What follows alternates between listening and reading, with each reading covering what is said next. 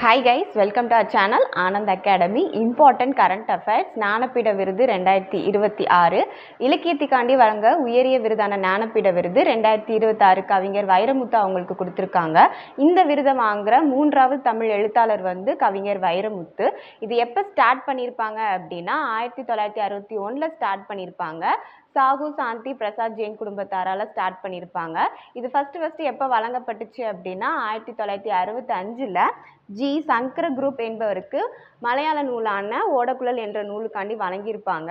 அதே மாதிரி இது ஃபஸ்ட்டு வாங்கின பெண் எழுத்தாளர் யாருன்னு பார்த்தோம் அப்படின்னா ஆஷா பூர்ணா தேவி 1976 முதல் சத்தியம் என்ற வங்காள நூலுக்காண்டி வாங்கியிருப்பாங்க.